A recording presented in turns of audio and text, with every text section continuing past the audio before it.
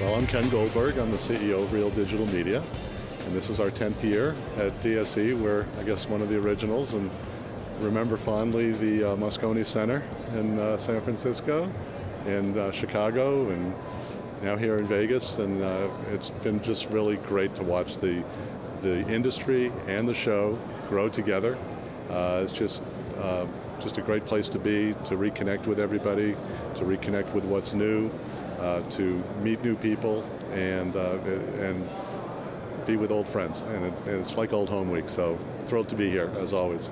Well, we've certainly met with some people that we made appointments with, because it's great to make appointments with people you know will be here, get it at sort of a neutral site, if you will, and be able to talk about existing business, talk about new business, walk people around to look at other technologies.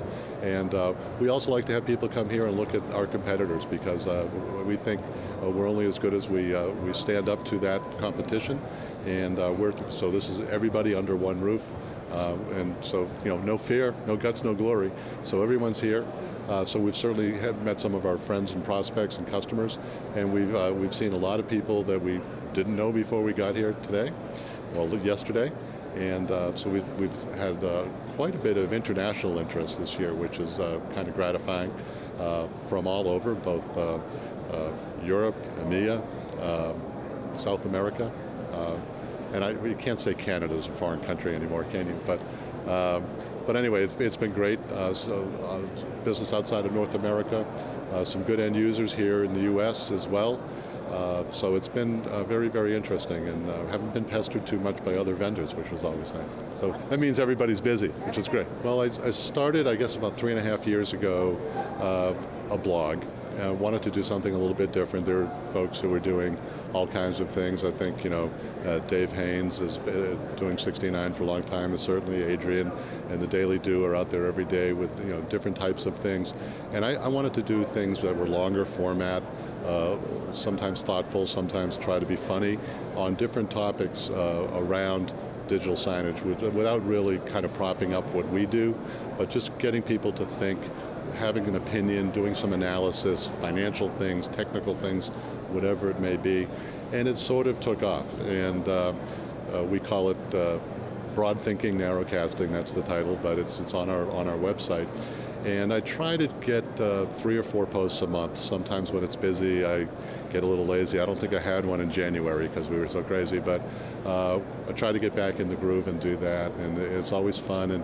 And to me, it's gratifying to have people that I don't know come up and say, I enjoy your work, which it's not really work for me. It's love, and it's therapy, and it gets my juices going, just thinking in terms of what we do for ourselves and what our partners do, and so it's fun, and it's a conversation starter, and so I enjoy it. Well, I think things are starting to really accelerate in a lot of different directions. Certainly there's a lot of buzz here at the show about things getting smaller and things getting less expensive, and I was talking to someone before.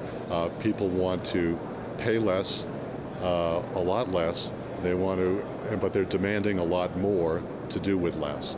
And so that's really the challenge for folks like us and our partners, to provide people with ever more functionality, ever more cutting edge things, but to be able to reduce the cost to start, to restart a network, because there's a lot of networks that are looking at, how do I take the next step? I've been around long enough, I've fully depreciated all the hardware that's out there, what's next? So, people are looking for that answer, what's next? But not just what's now or buzzy, what is going to last for the next 5 or 6 years while I depreciate that? So to have that answer, so I think we need to, people need to kind of put a stake in the ground and say, here's what I'm going to tie my ship to for the next 5 or 6 years. Certainly everybody's talking about, what do I do with these handheld devices that people are walking into my venue with? I don't care whether it's a retail store, a restaurant, a school library, a corporate waiting room, it doesn't matter. Hospital, everybody's got a smartphone. So how do I get eyes off the phone, on the screen, or let me turn that backwards. How do I get them to go from the screen to the phone in a cooperative manner? So, and that's really, maybe the word's getting trite, but that's engagement. So how do I get them engaged with my message, whether it's delivered on a big screen or whether it's delivered a little bit more customized on a small screen.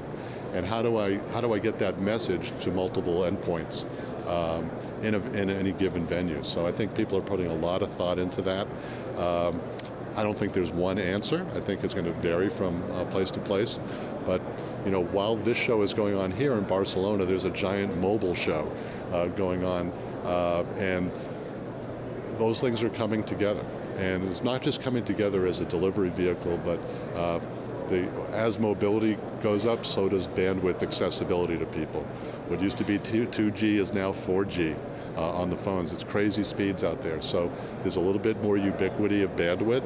So how do we take that and turn it into something neat that's on a screen? So what we're focused on is trying to give people the ability to use the pixels on a digital screen as a canvas, whether it's one screen or an array of two screens. How do I get out of the old rigid thinking of, well, it's going to be a full screen, or it's going to be a window of video here and a ticker and a sidebar?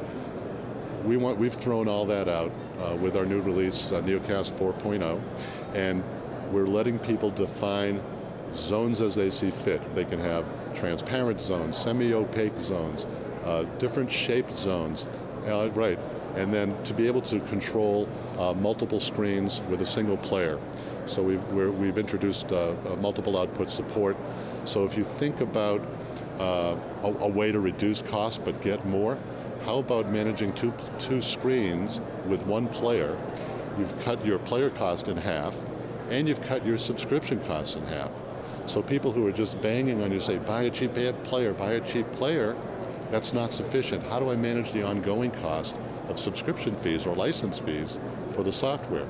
So we're going to cut that in half. We're going to cut the player costs in half as well.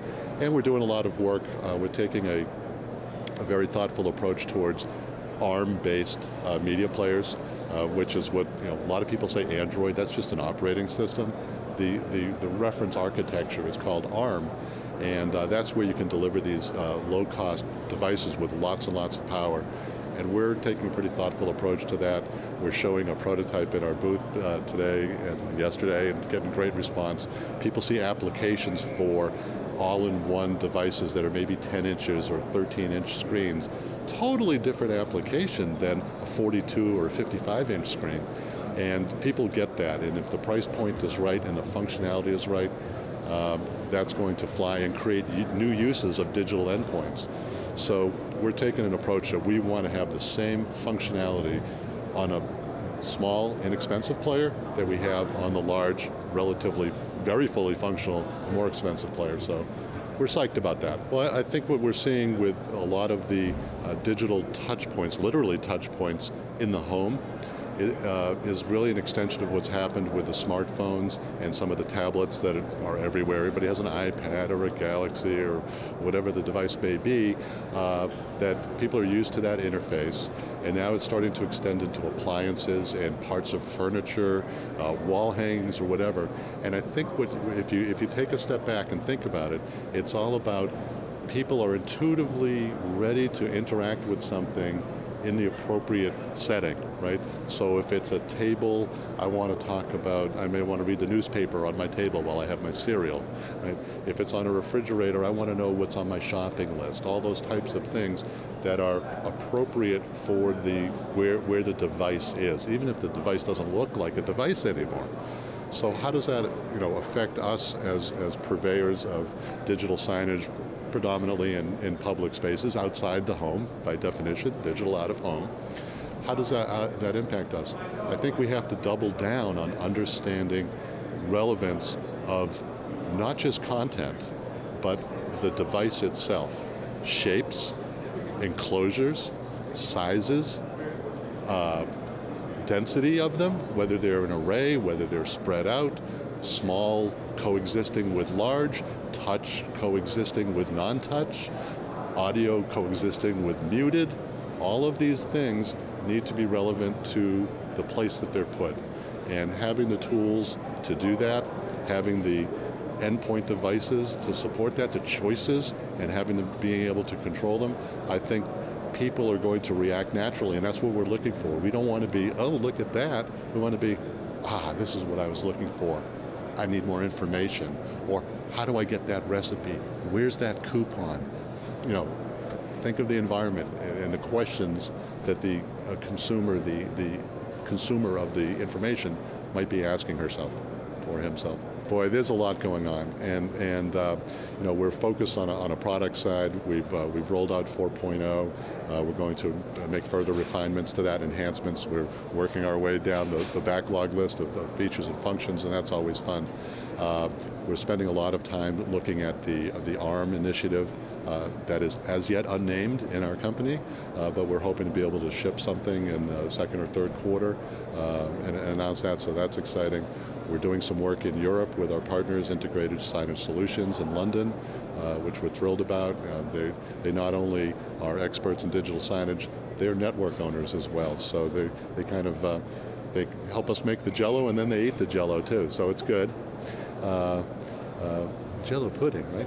And so we're excited about that. We're looking at some opportunities to expand our offering beyond just software and media players into services, some content services, some network management services. We're looking at opportunities to partner with people to do that, and to, you know, one of the blog posts I wrote recently, the theme was go big or go home. And I think this is the year that we really want to go big. And so we're, all doors are being opened and looked inside, and we want to be aggressive because now's the time. There's so much going on. I think if you push the right buttons and don't get complacent, there's opportunities to become something different than you ever dreamed of being in the first place. So that's our path. Dream to be big. I'm here at the Digital Signage Expo 2013, our 10th year. We're looking forward to 10 more because this is the place to be if you're in digital out of home.